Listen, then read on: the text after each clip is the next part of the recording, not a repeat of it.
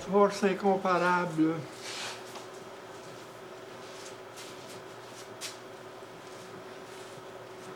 Jésus a parlé que le Père était pour nous envoyer un consolateur.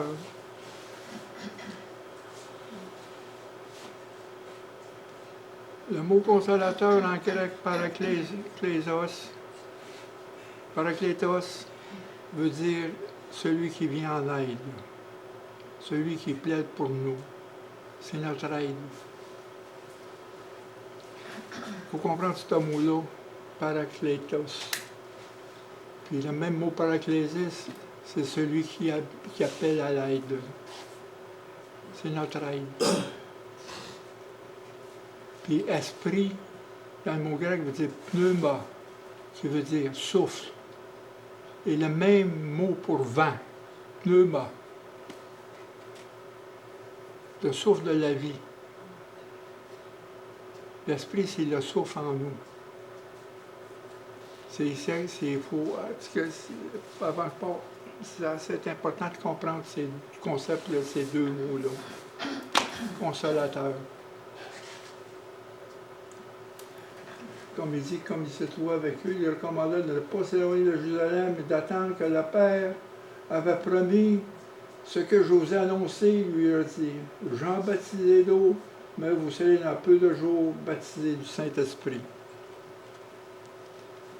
Puis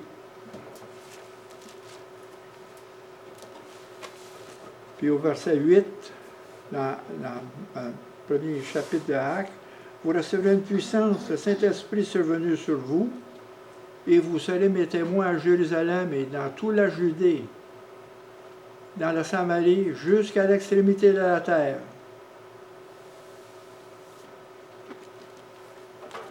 C'est que il y a deux choses qu'il faut retenir là-dedans. Recevoir le Saint-Esprit, puis l'effusion du Saint-Esprit, le baptême. C'est deux choses, c'est deux moments différents. Mais aussi, ça dépend, ça peut arriver en même temps. Ça ne veut pas dire que ce n'est pas une règle. Là. Mais c'est deux actions différentes. Parce que dans Luc, Jésus avant son ascension, au chapitre 45, il dit alors, il leur ouvrit l'esprit afin qu'ils comprissent les Écritures. Et au verset 49, il dit, je vous enverrai sur vous ce que mon Père a promis, mais restez dans la ville jusqu'à ce que vous serez revêtis de la puissance du Saint-Esprit. C'est deux choses différentes. C'est deux moments différents. Quand Jésus, avant de partir, il a ouvert les esprits, il a soufflé sur eux autres. C'est comme qu'il dit dans Jean, il dit, après ces paroles, il souffla sur eux. Il leur dit, recevez le Saint-Esprit. C'est deux moments différents pour les apôtres. Ça sépare de 10 jours. Le jour de l'Ascension, puis le jour de la Pentecôte. Ici, ils attendaient l'effusion du Saint-Esprit. Ils ont reçu le Saint-Esprit. Mais l'effusion n'était pas là encore. Le baptême.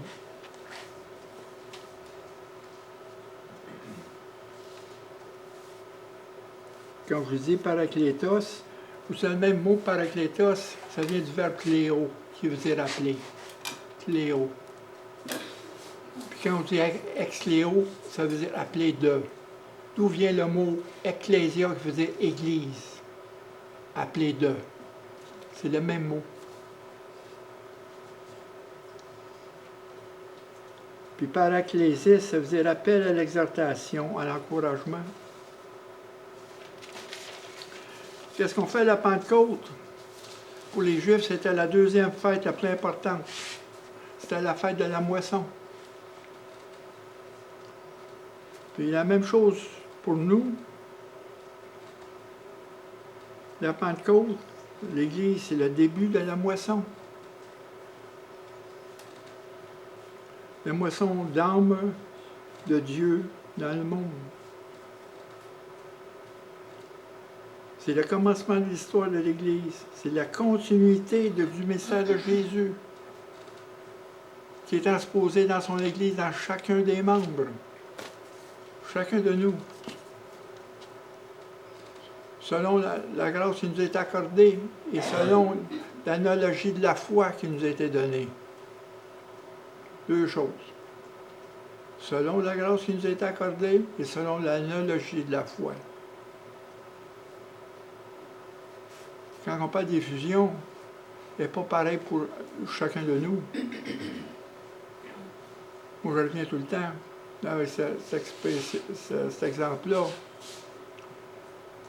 Dans un Vaux, tu n'as pas besoin d'un moteur d'un gros truck Big Mac. Puis un Mac, un moteur de Vaux ne pourra pas faire marcher. Ils ont un moteur en conséquence pour les faire marcher, pour fonctionner. C'est la même chose, c'est le moteur, c'est l'esprit qui est en nous, avec la force qu'il nous donne.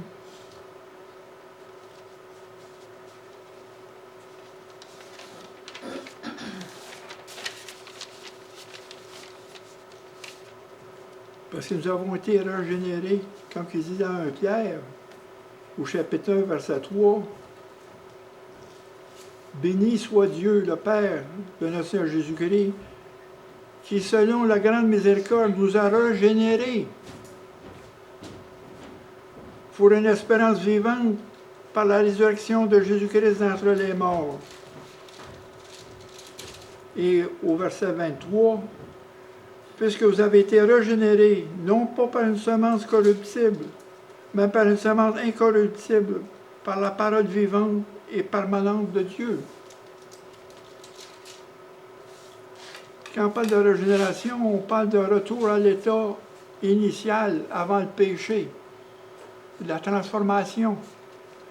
C'est une renaissance. C'est ce que Jésus a fait, il souffla sur eux. Le moment qu'il a soufflé sur eux, sur les apôtres, il a donné la naissance à l'Église. C'est de là pour l'Église. Il a permis à Dieu, de Jésus, de recevoir le Saint-Esprit.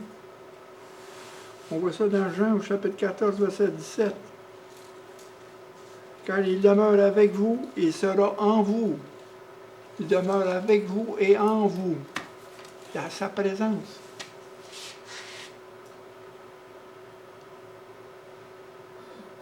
Parce qu'il fait référence à la régénération, parce que dans Genèse, quand je parle de souffle, au chapitre 2, verset 7, Dieu souffla dans les narines le souffle de vie et l'homme devint un être vivant. Le souffle de Dieu, c'est la même chose dans notre âme. C'est son souffle. Jean utilise ce verbe pour indiquer que Jésus donnait l'Esprit pour apporter la vie et une nouvelle création. Parce qu'en Christ, nous sommes des nouvelles créatures. Il recrée, il refait sa création. C'est la même chose que la création ici. Il va tout faire. Quand on voit une nouvelle terre, des nouveaux cieux, il refait sa création. Ça commence par nous. Nous sommes les prémices. Il refait avec nous notre nouvelle naissance. C'est recréé. Il refait. Par sa direction, Jésus est devenu un être vivant, un esprit vivant. Parce qu'on voit ça dans Ézéchiel, au chapitre 37, dans la vallée des eaux. Il souffla sur les eaux pour donner la vie. C'est le souffle de la vie. C'est ça qu'on a, le souffle.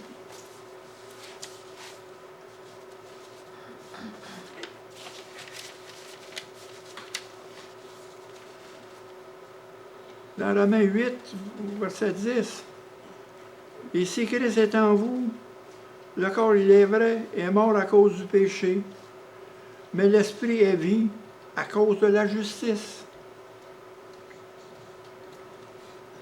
Si l'esprit de celui qui nous a ressuscité Jésus d'entre les morts habite en nous, et celui qui est ressuscité Christ d'entre les morts rendra aussi la vie à nos corps mortels par son esprit habite en vous. La même chose qui est faite Ézéchiel. Il a soufflé sur les eaux pour qu'ils reviennent en vie. C'est la même chose de notre résurrection. C'est la même affaire. Il va souffler. Parce que quand il dit, recevez le Saint-Esprit, première des choses. Quand on venait au Christ, c'est la première des choses. On a reçu le Saint-Esprit. Parce que le Saint-Esprit est entré en nous. Il a commencé à vivre en nous. Parce que nous sommes nés de Dieu, nous sommes des enfants de Dieu. Le fait qu'on a reçu Jésus et qu'on croit qu'il est le Fils de Dieu, il nous donne le pouvoir d'être enfant de Dieu. À ce moment-là, l'Esprit est rentré en nous. On l'a reçu automatiquement. Né de Dieu. On n'est pas né de la volonté d'homme, ni du sang et de la chair, mais né de Dieu, de la volonté de Dieu. Le pouvoir d'être enfant de Dieu. Et ça, c'est un privilège. Tout ça, c'est un privilège. C'est des dons qui viennent de Dieu.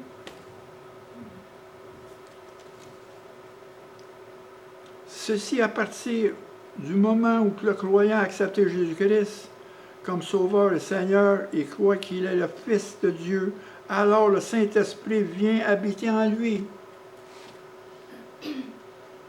Habite éternellement. Il va tout le temps avec nous. Tout le temps. Même en haut. L'Esprit de Dieu va être en nous. La réception de la vie de l'Esprit précède la réception de l'autorité de Jésus. Il y a deux choses. On reçoit l'Esprit, mais c'est avant notre baptême.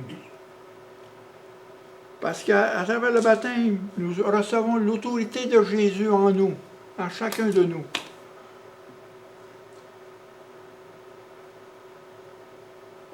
On a toute l'autorité de Jésus. Parce que le mystère qu'on exerce, c'est un mystère qui nous confie. C'est le mystère de Jésus dans chacun de nous. C'est lui qui continue. C'est lui qui continue par l'Église. On est son corps. C'est ça que ça veut dire. C'est tout simplement.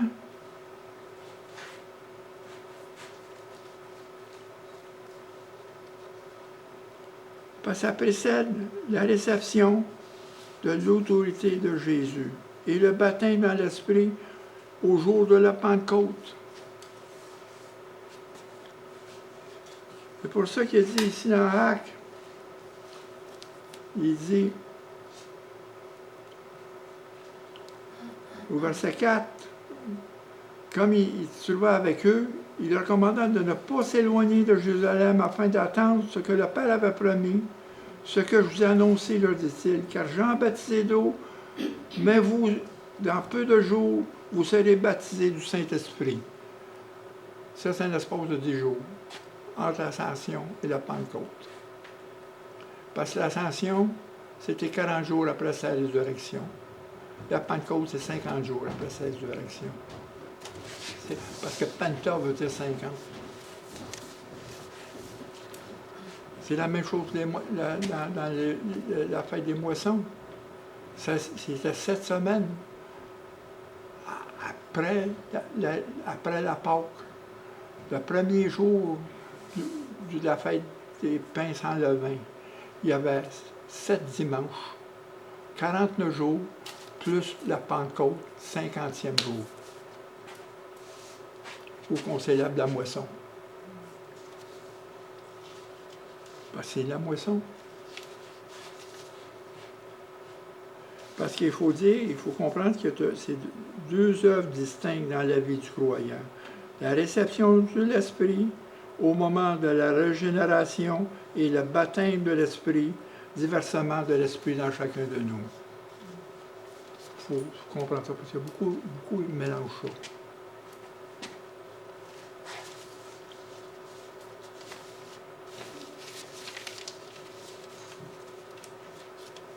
Le baptême de l'Esprit, c'est l'effusion du Saint-Esprit dans chacun de nous. Parce que dans Actes, au chapitre 5, car Jean a baptisé d'eau, mais vous, dans peu de temps, vous serez baptisés du Saint-Esprit. Et au verset 8, mais vous recevez une puissance, le Saint-Esprit survenant sur vous, et vous serez mes témoins.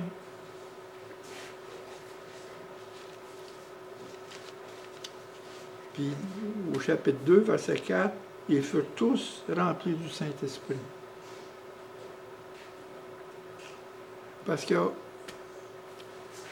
verset 13, quand ils furent arrivés, ils montèrent dans la chambre haute, ils se tenaient d'ordinaire. C'était Pierre, Jean, Jacques, André, Philippe, Thomas, Barthélemy, Matthieu, Jacques, le fils d'Alphée, Simon le Zélote, et Jude, le fils de Jacques. Et tous d'un commun accord persévéraient dans la prière avec les femmes, Marie, mère de Jésus, et avec les frères de Jésus.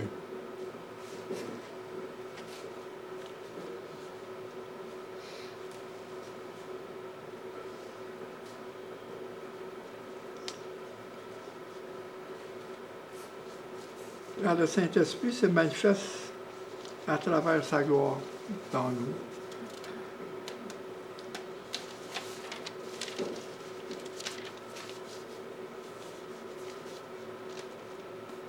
L'esprit de vie, c'est notre liberté. Dans Actes, au chapitre 10, verset 44, verset 45, quand Pierre prononçait encore ces mots, le Saint-Esprit descendit sur tous ceux qui écoutaient la parole. Tous les fidèles circoncis qui étaient venus avec Pierre furent étonnés que le don du Saint-Esprit était aussi descendu sur les païens. Que le véritable baptême dans l'Esprit le véritable baptême, doit nous entraîner à aimer et à glorifier le Père, le Seigneur Jésus-Christ, encore plus qu'auparavant. Rentrer d'intimité avec le Père et le Fils. Le Saint-Esprit fera en sorte que notre amour pour Dieu s'intensifie dans les cœurs, que notre amour augmente.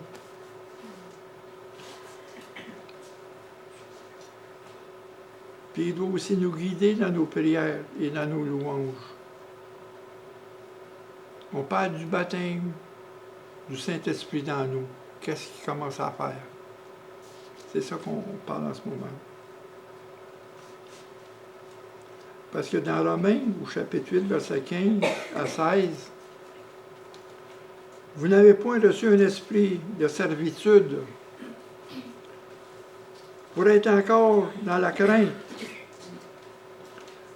mais vous avez reçu l'esprit d'adoption par lequel nous crions « Abba, Père ».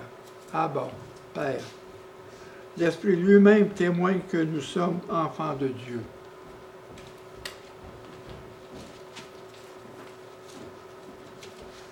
Parce que le baptême de l'Esprit doit nous prendre conscience de notre relation avec le Père Céleste. C'est pour ça qu'on dit « Abba, Père ».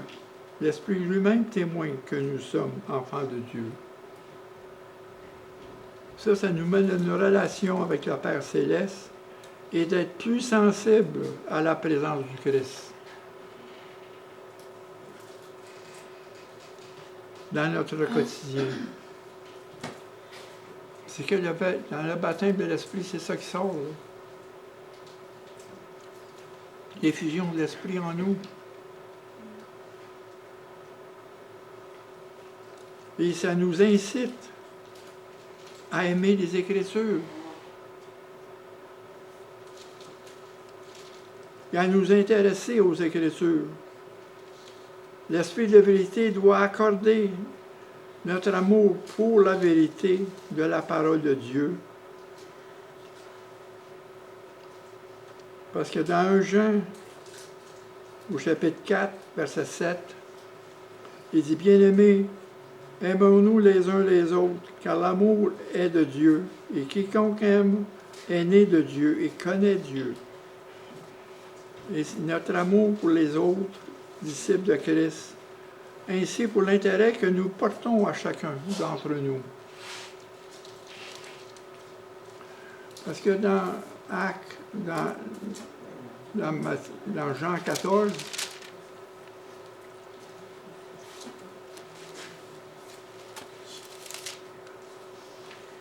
verset 26, «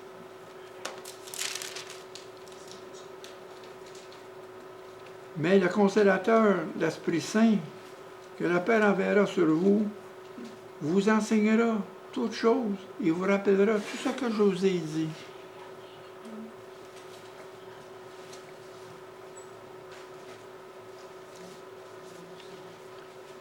Ça nous insiste à aimer l'Écriture, à nous intéresser.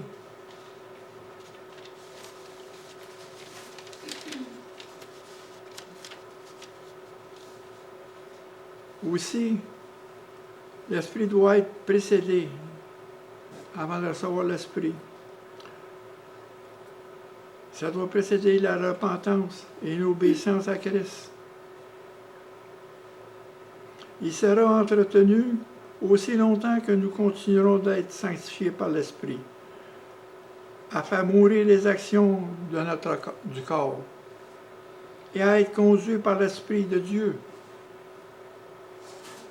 On n'est plus sous la loi, on est sous la loi de l'Esprit. Parce qu'il y a une différence. Il faut voir, on devient disciple de Jésus, mais ce disciple-là nous amène dans une discipline, dans l'obéissance. Parce que sans l'obéissance, on ne va pas être disciple. Il faut appliquer la parole. Il faut vivre la parole. C'est dans l'Esprit. Parce que l'Esprit qui est en nous, c'est lui qui fait ça. C'est pas nos forces. C'est lui qui nous sanctifie dans l'obéissance. C'est pas nous. C'est pas, « oh, je vais essayer de bien faire sa volonté. » Non. C'est l'Esprit qui nous sanctifie dans l'obéissance. Jusqu'à temps que nos pensées soient captives dans l'obéissance de Christ. C'est à ce moment-là que l'effusion de l'Esprit Saint en nous fait des choses au-delà qu'on peut penser.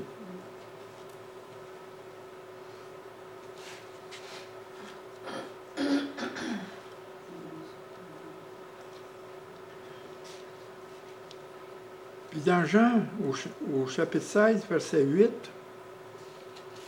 « Et quand il sera venu, il convaincra le monde de ce qui concerne le péché, la justice et le jugement. » C'est l'Esprit qui convainc. C'est pas nous qui convainc. On s'aime. Mais c'est l'Esprit de Dieu qui donne la croissance, qui amène la conviction.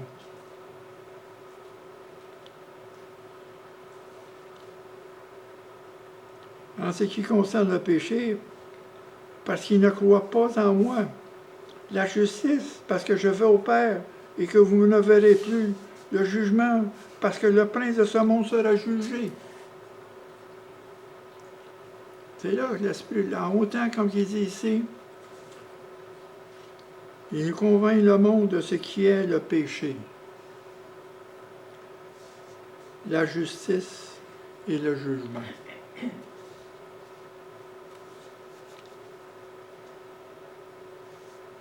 Parce que le véritable baptême de l'Esprit doit s'intensifier notre répugnance à l'égard du plaisir des pécheurs et des impies de ce monde.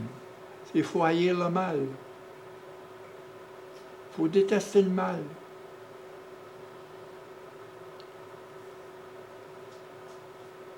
Et diminuer notre poursuite égoïste des biens terrestres et l'exaltation de soi-même.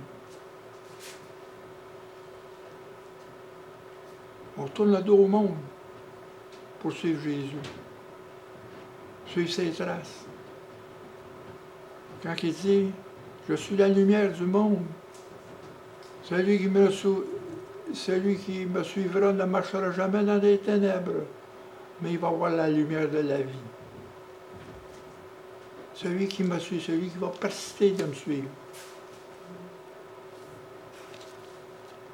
C'est pas une doctrine qu'on suit, là, c'est Jésus. C'est son enseignement. Bien souvent, ça a été mélangé avec des doctrines d'hommes, des philosophies d'hommes. C'est là qu'on se perd. Mais si on suit Jésus, l'Esprit est en nous, c'est lui qui nous enseigne. C'est ça qu'on fait avec la Pentecôte. Parce que s'il n'y a pas eu de Pentecôte, on ne serait pas là aujourd'hui. Du tout.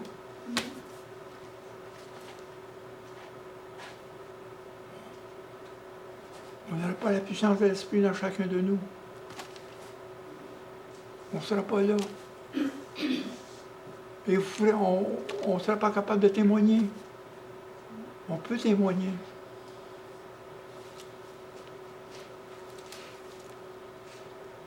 Il faut diminuer nos poursuites égoïstes des biens terrestres. Nos biens sont en haut, c'est en haut, pas en bas.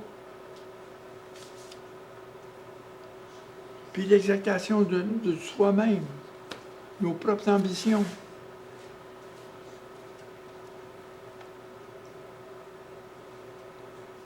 Et aussi, ça doit susciter en nous un plus grand désir de rendre témoignage de l'œuvre salvatrice du Seigneur Jésus-Christ dans le pouvoir de le faire. Parce que dans le chapitre 15, versets 26 et 27,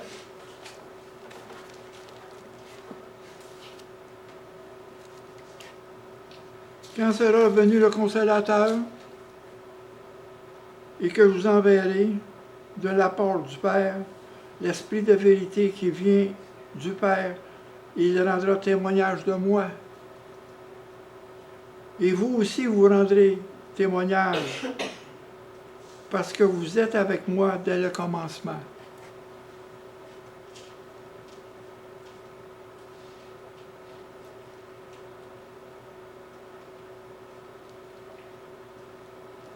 Puis ici, ce qu'il y a là-dedans, c'est qu'avec l'Esprit, il dit, au verset 4, verset 15, « Demeurez en moi, et je demeurerai en vous.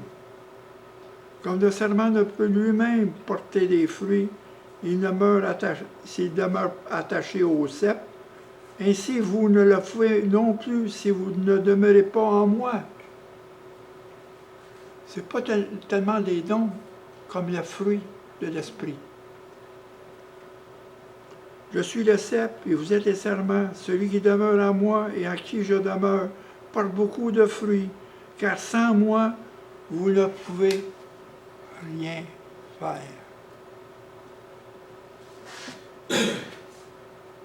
Sans moi, vous ne pouvez rien faire.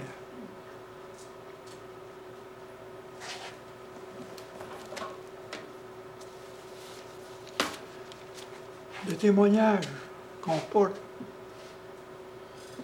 c'est pas notre témoignage. C'est le témoignage de Jésus en nous.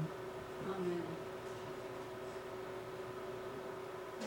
Quand je dis, quand on prie pas pour une cause. On prie pour la gloire de Jésus dans la cause. Amen. Pour que ça se réalise. On ne prie pas pour une cause. Pour qu'est-ce qu'on veut. On prie pour la volonté, la gloire de Dieu dans cette cause. C'est ça.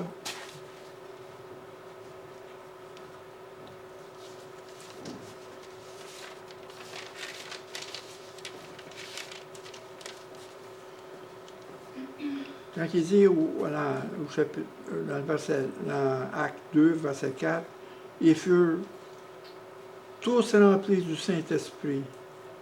Il se mit à parler en d'autres langues, selon l'Esprit leur a donné de s'exprimer.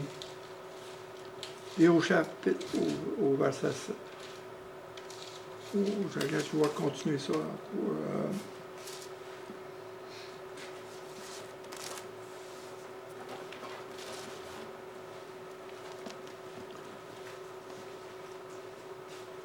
Il faut continuer au chapitre, verset 4. Ils furent remplis du Saint-Esprit, se mirent à parler en d'autres langues, selon l'Esprit leur a donné de s'exprimer. Or, il y avait en ces jours, à Jérusalem, des Juifs, hommes pieux, de toutes les nations qui sont sous le ciel. Au bruit qui eut lieu, la multitude accourut, il fut confondu parce que chacun les entendait parler dans leur propre langue. Dans la propre langue. Vous savez, il y a un missionnaire qui était en Chine, une femme missionnaire, Murray. Quand elle est venue pour témoigner, elle a commencé à parler en mandarin. Elle n'a jamais appris le mandarin. C'est un signe que ça venait de Dieu. Ils ont écouté. Il y a beaucoup qui sont convertis. Et c'est la même chose-là, ce jour-là. Il y en a 3000 qui sont convertis à cause qu'ils ont entendu parler dans leur propre langue. Ils étaient tous dans l'étonnement. Comment entendons-nous notre propre langue à chacun dans notre langue maternelle?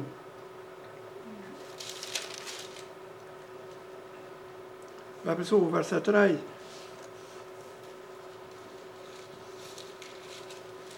Au verset 13, il dit, mais d'autres se moquaient. Ils disaient, ils sont pleins de vin doux. Mais Pierre dit, ces gens ne sont pas ivres, comme vous le supposez, car c'est la 3e heure du jour. Ils sont remplis du Saint-Esprit.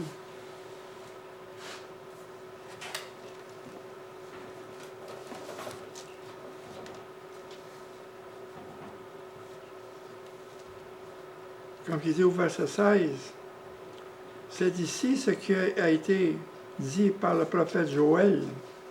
Dans les derniers jours, dit Dieu, je répandrai mon esprit sur toute chair. Vos fils et vos filles prophétiseront. Vos jeunes auront des visions et vos vieillards auront des songes. Plus qu'on s'en va, plus qu'on a des songes et des visions, parce que le temps approche. On est proche. De plus en plus. Parce qu'il dit, heureux ceux qui attendent le son de la trompette, parce qu'ils marchent à la clarté.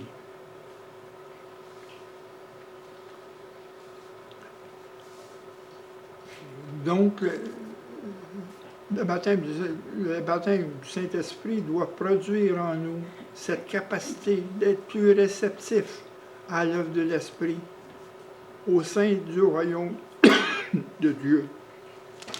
Recevoir ses dons et ses fruits. Chercher ses fruits.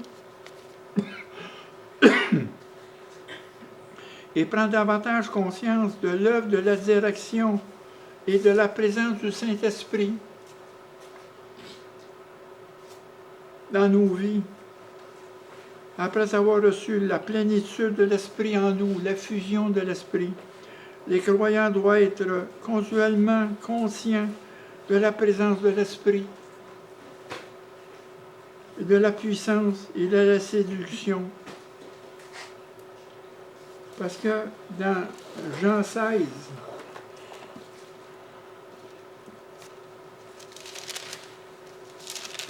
soulignez ça, versets 12 et 13. Soulignez ça. Parce que rappelez-vous de Jésus qui a marché avec les disciples d'Emmaüs pendant 5000.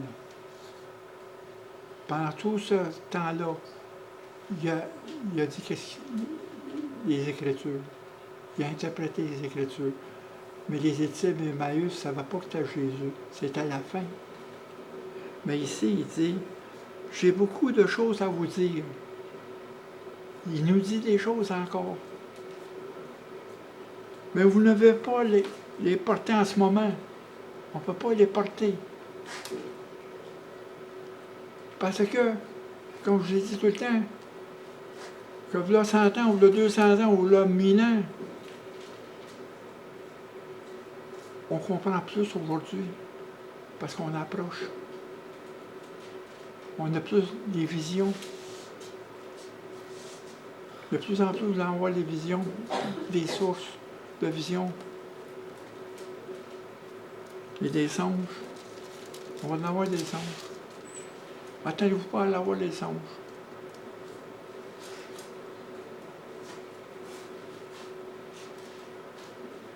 Quand le consolateur sera venu,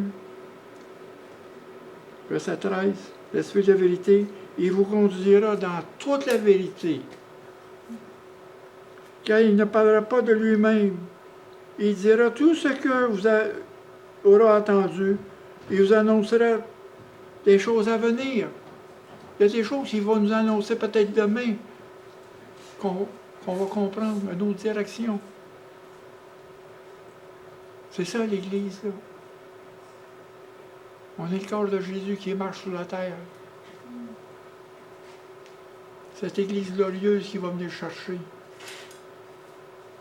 comme sa fiancée qui se prépare.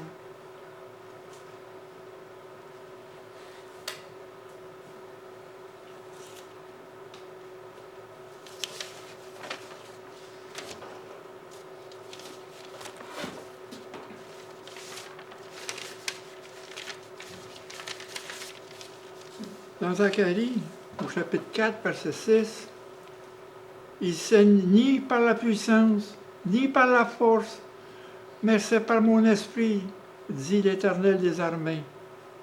Par mon esprit. La puissance de l'homme, le pouvoir politique, la force de l'homme ne peuvent s'accomplir l'œuvre de Dieu.